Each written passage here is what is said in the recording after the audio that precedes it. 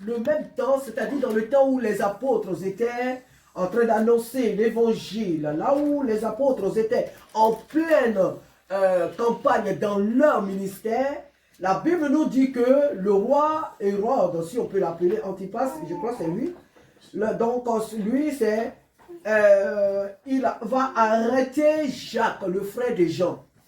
Et il ne l'arrête pas comme ça pour, comment on appelle, pour lui poser des questions et après le relâcher. La Bible nous dit qu'il va couper la tête de Jacques. Il le tue, Jacques. Il lui a peut-être posé des questions, il a répondu, mais cela n'a pas suffi, ne l'a pas convaincu. Et donc, il a exécuté aux yeux du peuple, il a coupé, il a exécuté Jacques. Et comme cela plaisait au peuple qui était là, comme cela plaisait aux chefs religieux, ils ont vu que ce roi était un homme de parole, il était un homme ferme, il était un homme en qui on pouvait faire confiance. Alors ils ont commencé à exulter de joie, ils ont commencé à manifester vraiment le désir de leur cœur. Ils étaient satisfaits que le roi ait fait exécuter Jacques. Et comme je le dis, le peuple était content. Alors il dit, ben écoute, donc si ça plaît aux chefs religieux et au peuple, donc voilà, je vais continuer. Et c'est ainsi qu'il a attrapé Pierre pour le mettre en prison.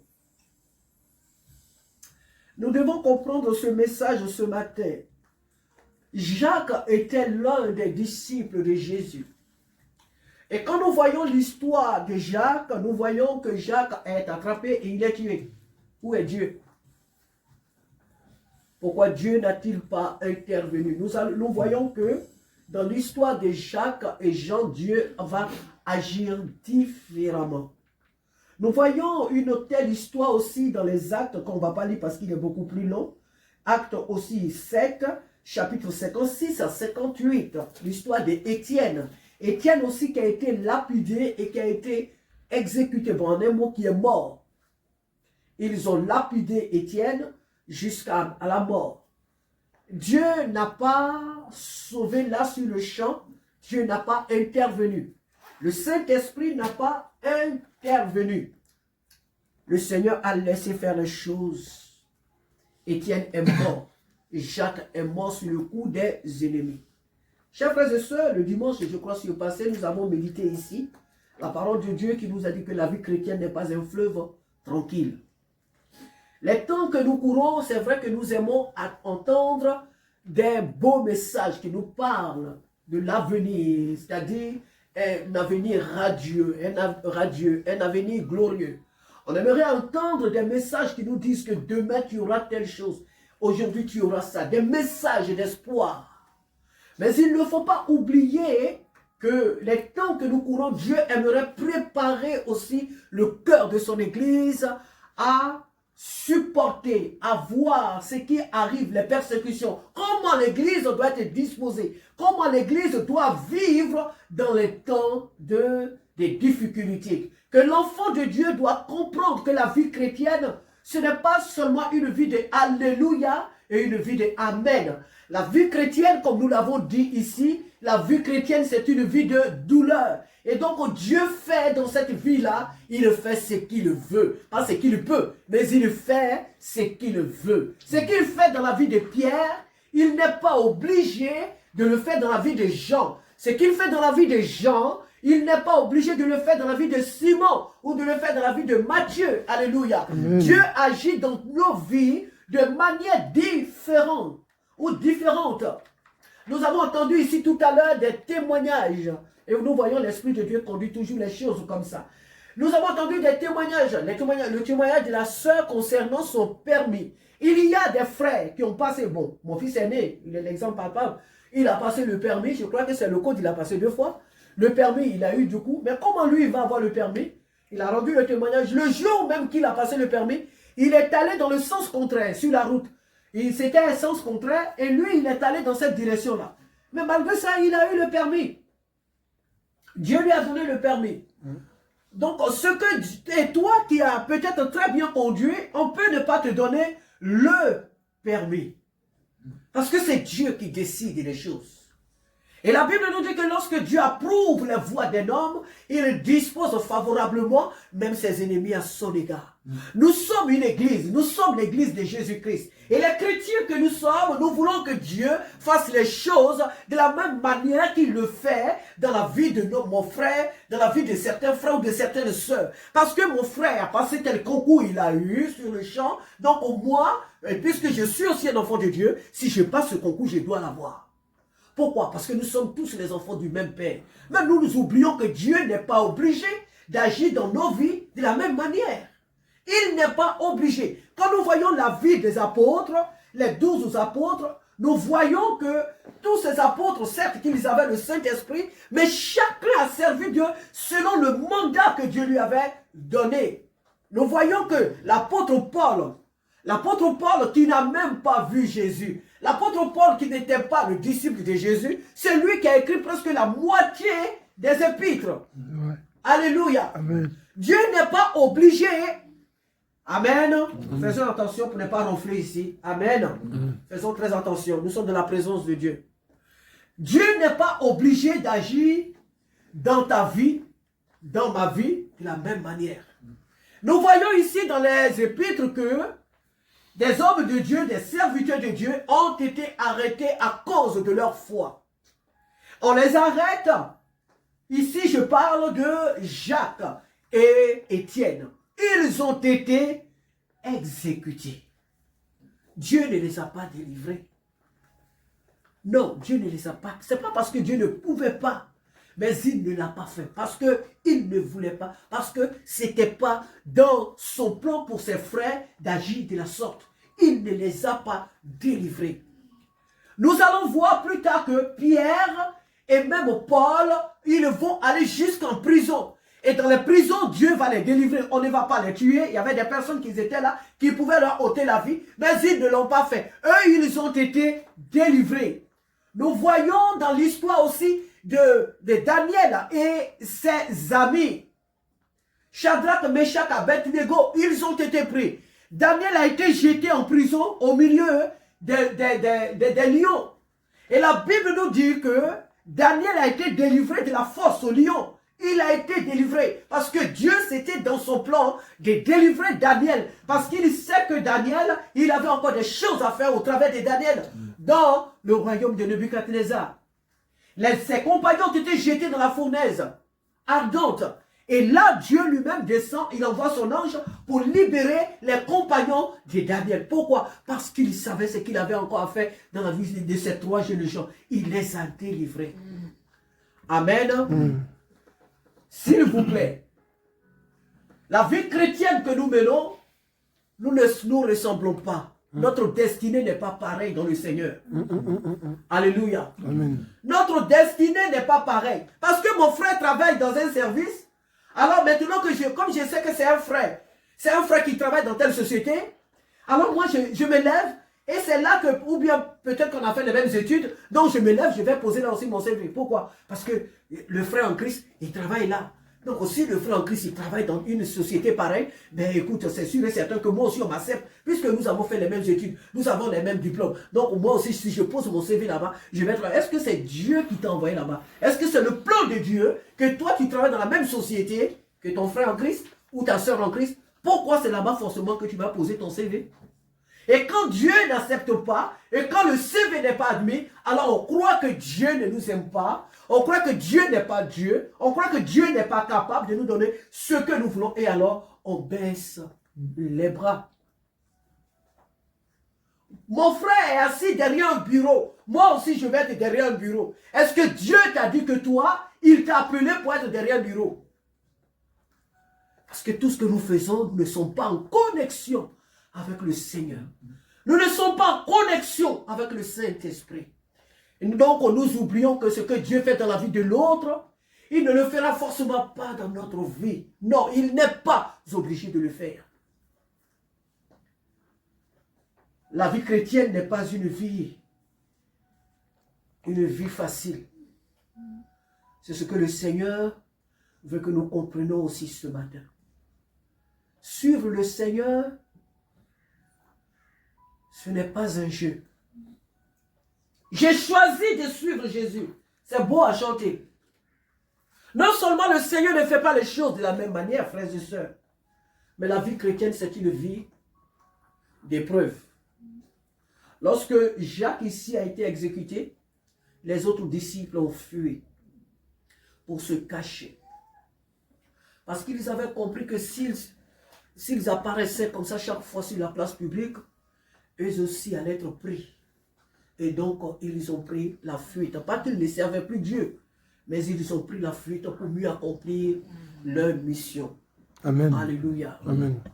Il est important que nous sachions que les temps dans lesquels nous vivons, notre vie chrétienne et beaucoup de choses que nous voulons ne s'accompliront pas autant que nous voulons. C'est vrai. Lorsque Jacques a été saisi, Jacques a certainement pensé que le Seigneur viendrait le délivrer.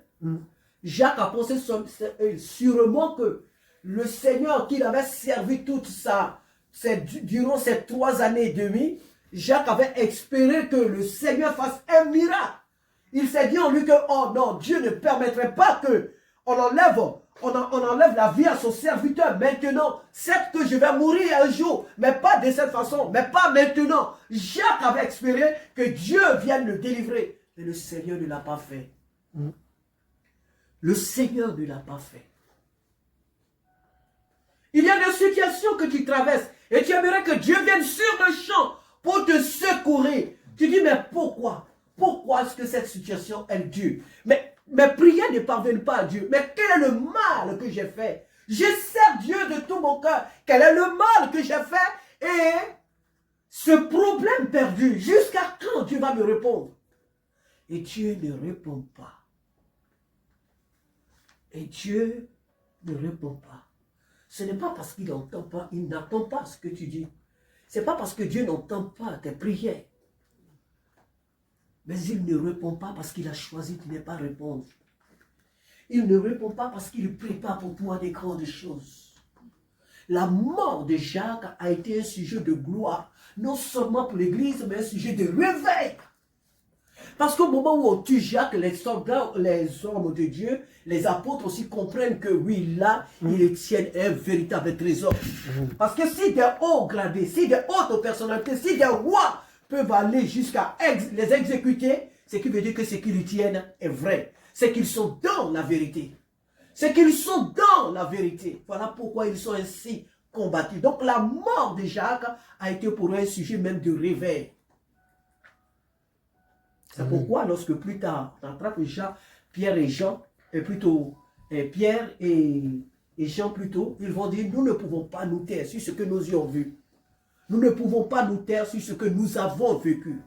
Nous sommes les témoins palpables de la puissance de Dieu. Nous ne pouvons ne pas témoigner de ce que nous avons vécu.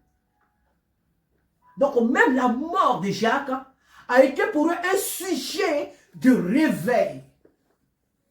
Et c'est dommage pour certains chrétiens qui dans leurs problèmes, c'est dans les problèmes qu'ils baissent les bras.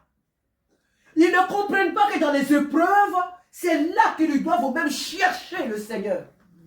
C'est dans les difficultés que nous devons chercher même le Seigneur. Nous devons chercher le Seigneur.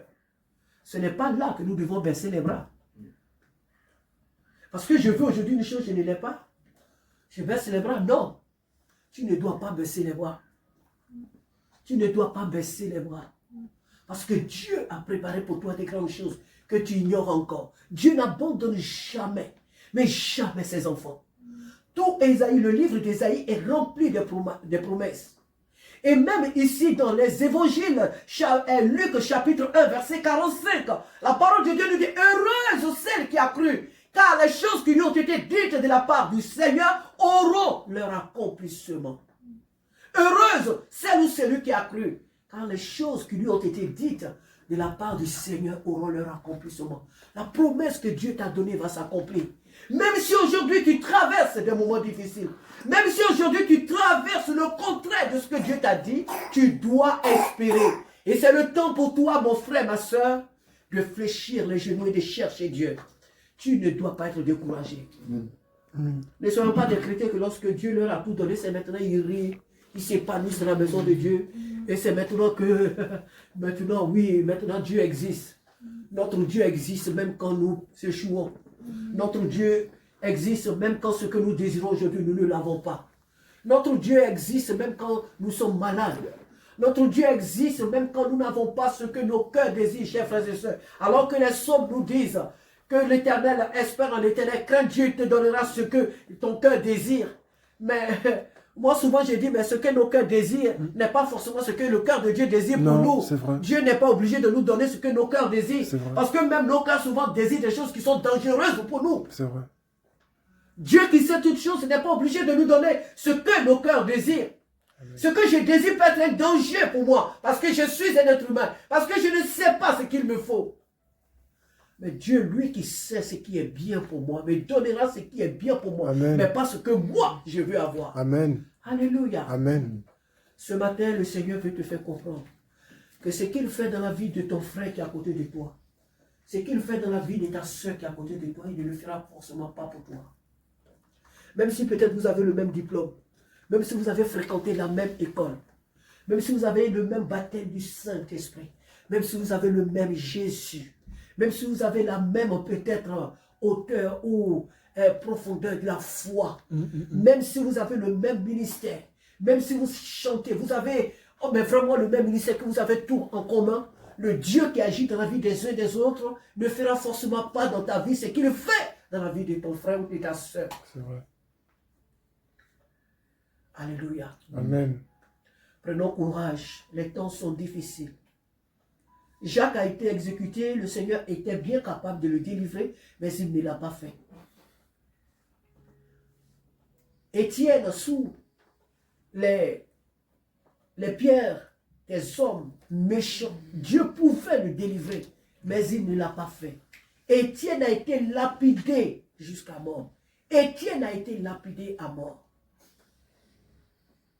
Mais la différence est que lorsque Étienne était même sur le point de rendre l'âme, il dit, Seigneur, pardonne-leur. Il dit, Seigneur, ne leur impute pas le mal qu'ils sont en train de me faire. Il dit, Seigneur, ils ne savent pas ce qu'ils font. Alléluia.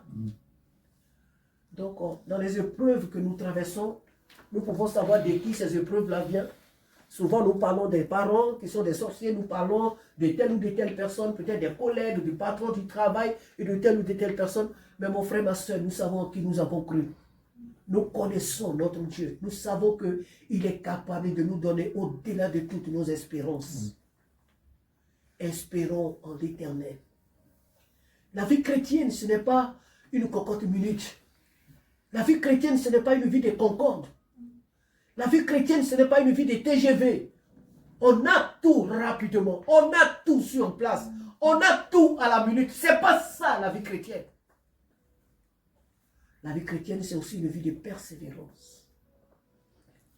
Il y a beaucoup d'hommes à travers la Bible et dans notre monde actuel. On connaît l'histoire d'Azusa. Azusa Street.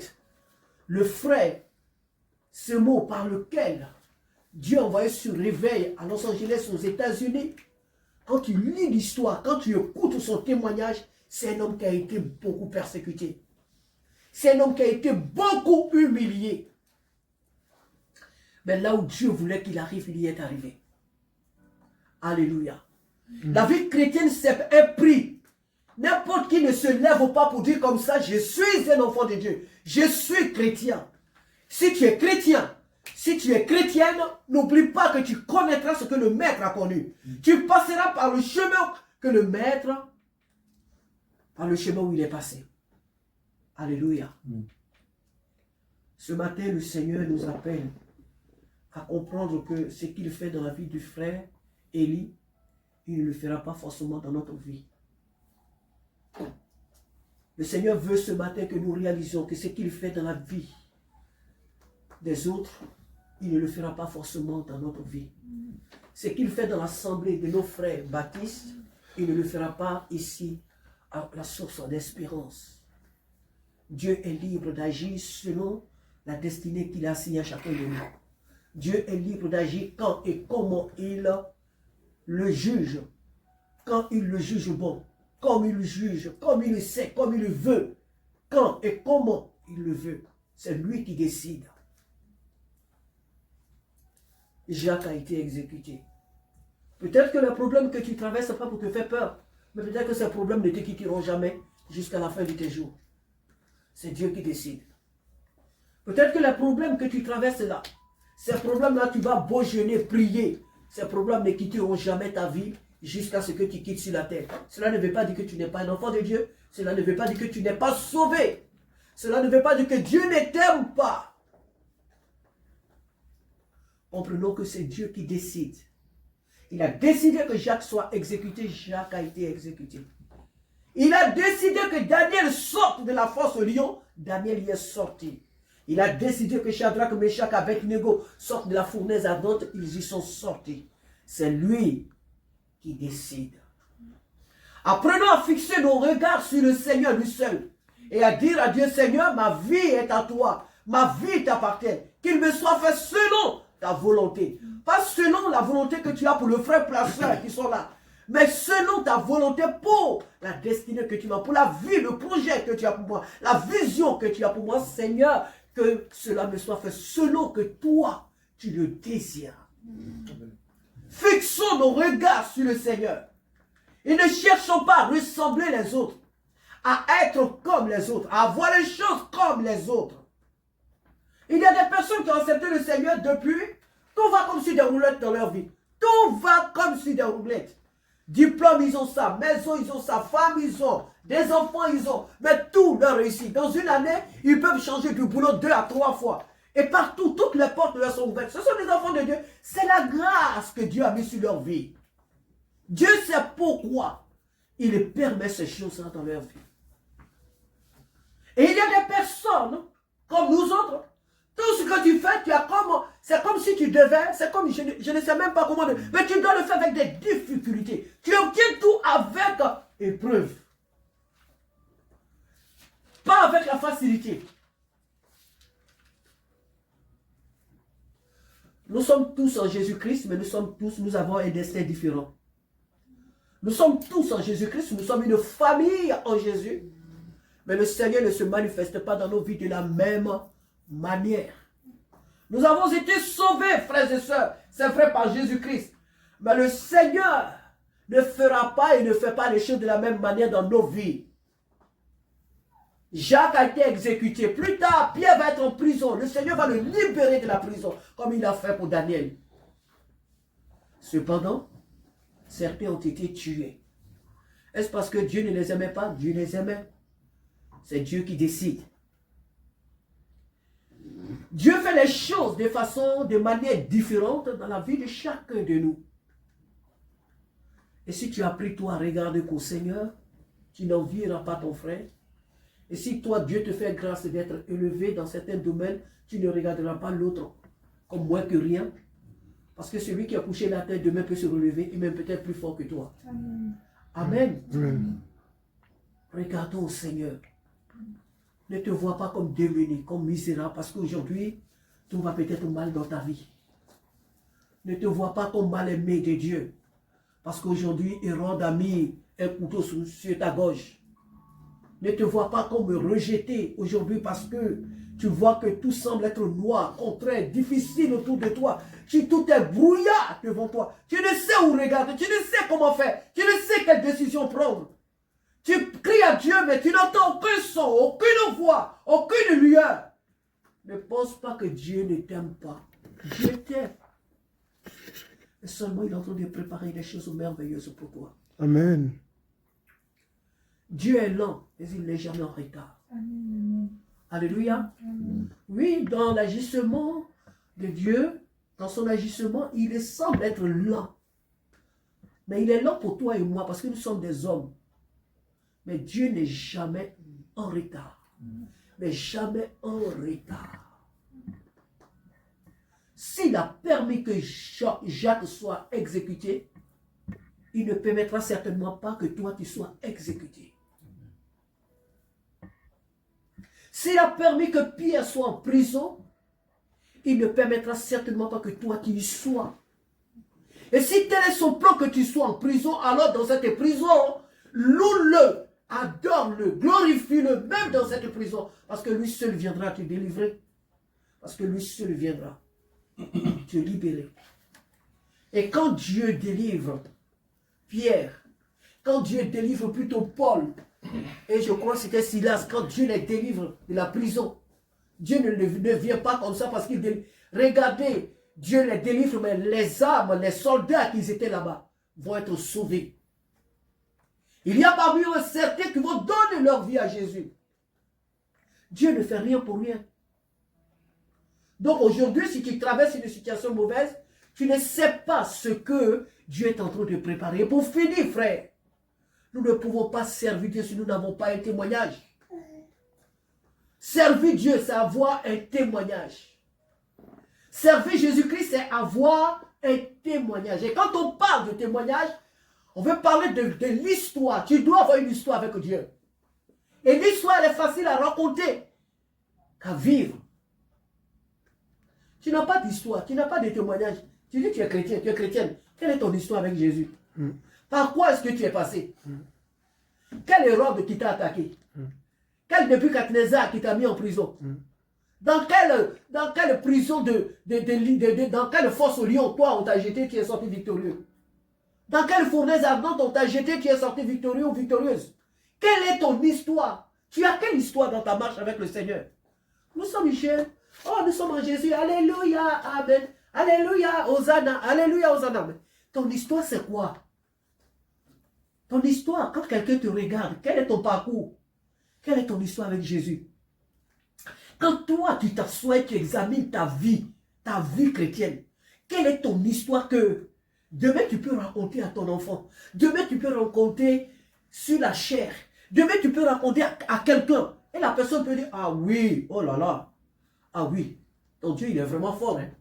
Les gens pensent que pour qu'on soit admiré ou bien je ne sais pas qu'on dise qu'on est chrétien, c'est dire que Jésus est Seigneur, Jésus est glorieux. Amen, oui, Jésus est glorieux. On lit la Bible, amen.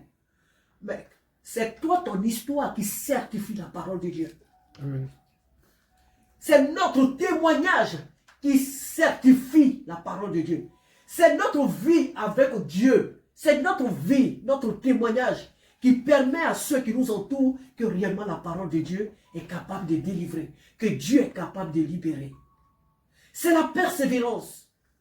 C'est l'audace de Daniel qui ont témoigné aux yeux des Babyloniens que le Dieu que servait Daniel était le véritable Dieu. Donc si tu n'as pas de témoignage et que pour toi, tu veux que Dieu danse toujours avec toi, que Dieu te dise Amen à tout, il serait très facile et très difficile pour que ceux qui t'entourent croient que tu sers vraiment le vrai Dieu. Que Dieu nous aide ce matin à être des femmes audacieuses, des hommes audacieux, persévérants. Que le Seigneur nous aide à comprendre que ce qu'il fait dans la vie de notre frère, il ne le fera forcément pas pour nous. Et même s'il le fait, peut-être, on peut dire comme ça, entre parenthèses, de la mauvaise manière, Dieu n'échoue jamais. Dieu n'est jamais en retard et il n'échoue jamais. Dieu n'échoue jamais, mon frère, ma soeur. Dieu n'échoue jamais dans son plan. Même si aujourd'hui tu as mal, bénis-le. Même si ce que tu attends de lui n'est pas là aujourd'hui, bénis-le. Rends-lui toute la gloire. Parce que Dieu est capable de te donner les choses que des par toi-même tu allais faire des efforts pour peut-être pas voir sur 10 ans, 20 ans. Dieu est capable de te les donner en une journée. C'est lui qui est Dieu. C'est à lui qu'appartiennent les temps et les circonstances. Alléluia. Amen. Espérons tous en l'Éternel. Les temps sont mauvais. Les jours sont mauvais et Jésus revient. Pour finir, frère, n'oublions pas que tout ce à quoi nous aspirons dans ce monde passera. Je veux du travail, le travail passera. Je veux l'argent, je veux une maison, je veux un mari, je veux une femme, des enfants. Toutes ces choses passeront un jour. Un jour, mais tout ce que nous voyons sur cette terre passera. Mais celui qui nous reste et qui doit nous rester, toi et moi, c'est Jésus-Christ. Lui, il est éternel. Et il revient. Et chaque jour, nous devons aspirer à ce retour. Nous devons chaque jour nous attendre. Chaque jour, nous devons nous préparer à la rencontre de notre Père, comme les enfants d'Israël. Oh Israël, prépare-toi à la rencontre de ton Dieu. Préparons-nous à la rencontre de Jésus-Christ. Le meilleur nous attend là-haut. N'abandonnons pas le Seigneur à cause des épreuves. N'abandonnons pas le Seigneur à cause de nos aspirations. Non, non, non. Dieu n'est pas obligé de nous donner. Il y a des gens qui n'auront jamais le permis sur cette terre. Ah oui, moi je le dis, hein, il y a des gens qui n'auront jamais le permis. Parce que Dieu sait pourquoi. C'est vrai. Dieu sait que si... Bon, ça c'est moi qui le dis, mais j'ai dit que Dieu sait pourquoi. Dieu sait que s'il te donne le permis, que tu as la voiture, jamais tu vas venir à l'église. Tu vas passer ton temps à te promener, tu vas passer ton temps à faire des accidents, tu vas peut-être même y perdre ta vie. Et Dieu ne voulant pas te perdre de manière prématurée, il ne te permettra jamais d'avoir le véhicule.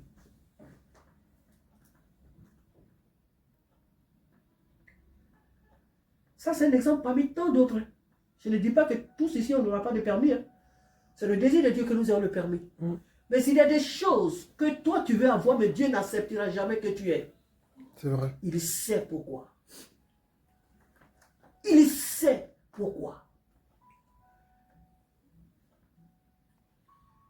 Dieu sait pourquoi. J'ai lu un livre pour finir, quand on était en Afrique. Un couple médecin et c'était un couple médecin et aussi missionnaire.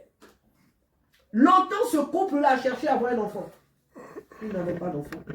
Ils ont tout fait. Mais ils ont tout fait pour avoir un enfant. Ils n'ont pas eu d'enfant. Ils n'avaient pas eu cet enfant-là dans le temps. Ils ont prié, tout le monde dit à Dieu, mais qu'est-ce qui se passe? On est jeune.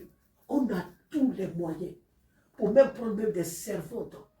Parce que le frère et la sœur voyageaient aussi très souvent. Ils avaient des missions et tout. Ils ont prié Dieu. À un moment, Dieu n'a pas répondu. Et puis comme lui, il répond quand il veut, plus tard, le Seigneur leur répond. Lorsqu'il leur donne l'enfant, plus tard, Dieu va leur dire, le temps dans lequel vous avez voulu avoir l'enfant, si je vous le donnais, je vous envoie partout. Qui allait éduquer cet enfant dans votre place? Vous allez amener l'enfant partout. Vous allez l'entraîner partout. C'est qui allait l'éduquer? Vous allez confier l'être que je vous ai donné à d'autres personnes, à des servantes. Ce sont les servantes qui vont éduquer l'enfant que je vous ai donné. Vous savez quel genre d'enfant que je vous envoie. Vous connaissez l'identité de l'enfant que je vous envoie. On pense que Dieu envoie les enfants au monde parce qu'ils sont lui. Chaque personne a une destinée. Chaque personne a une mission. Et Dieu veut que c'est vous qui éduquez cet enfant. Vous allez le laisser aux servantes pour l'éduquer. Non? Donc, il y a des choses que Dieu fait dans nos vies, mais on ne comprend pas. C'est vrai. Disons comme Marie, qu'il me soit fait selon ta volonté, Seigneur. Amen. Alléluia. Amen. Je veux telle chose, je veux aller là, je veux faire telle chose, mais le temps auquel je veux la chose, c'est le contraire que je vois, c'est le contraire que j'entends, c'est le contraire que je vois, Seigneur. Et même c'est ce que je ne veux même pas. Ce que je ne veux pas, comme Paul le dit, c'est ce qui m'arrive. Mais derrière tout ça, Seigneur, je crois que tu y es. Alors je bénis ton nom. Parce que Satan n'est pas plus grand que toi pour perturber ma vie. Donc je te remercie pour tout ce qui se passe dans ma vie. Je te remercie pour tout ce qui se passe dans ma vie. Certaines personnes disent que oui, les sorciers poursuivent les gens dans les rêves et que les sorciers ne peuvent pas poursuivre un enfant de Dieu. Moi je dis, mais je m'en fous s'ils me poursuivent. C'est parce que j'ai quelque chose qu'ils veulent qu'ils me poursuivent, donc ça c'est leur problème. La seule, c'est qu'ils n'auront pas ce pourquoi ils me poursuivent, ils ne l'auront pas. S'ils n'ont pas couru, ce n'est pas un problème. Ils n'ont pas couru après moi. Pourquoi un sorcier ne poursuit pas un enfant de Dieu dans les rêves? Ils n'ont qu'à me poursuivre. Mais ce qu'ils cherchent, ils ne l'auront pas. C'est tout. Alléluia. Chers frères et sœurs, je m'arrête là ce matin. La parole de Dieu dit que peu de paroles suffisent à un sage pour comprendre. C'est un message très capital, c'est un message vraiment qu'il nous faut en ces temps de la fin. Alléluia. Jésus revient et c'est vrai que nous sommes des chrétiens. La vie chrétienne, elle est belle. La vie chrétienne, notre Dieu est tout puissant. Il tient toutes choses dans ses mains. C'est à lui qu'appartiennent l'or et l'argent. Il peut nous donner tout ce qu'il veut. Mais si ce que nous voulons, Dieu ne nous le donne pas, n'oublions pas que ce qu'il fait dans la vie de notre frère ou de notre soeur, il n'est pas obligé de le faire pareillement dans notre vie. Nous sommes des frères et sœurs en Christ, une famille. Mais sur le plan des destinées, nous sommes tous différents. Dieu a des destinées différentes pour chacun, une vision, une mission différente pour chacun de nous. Donc, on n'aspirons pas à ce que les autres ont. Aspirons à ce que Dieu attend de nous et à ce que Dieu veut de nous. Amen. Que Dieu nous bénisse. Mes paroles n'ont pas été certainement ce qu'elles devaient être, mais j'espère que chacun de nous a reçu sa part. Alléluia. Amen, alléluia. Que chacun de nous a reçu sa part. Ne cherchez pas à ce que je conjugue bien les verbes. N'attendez pas à ce que je prêche aussi, je ne sais pas, d'une manière extraordinaire. Le plus important, c'est que moi qui prêche, je reçoive ma part, que tu reçoives ta part. Parce que Dieu connaît aussi nos cœurs. Amen. C'est ça qui est le plus important. Que Dieu nous bénisse. Amen. Seigneur,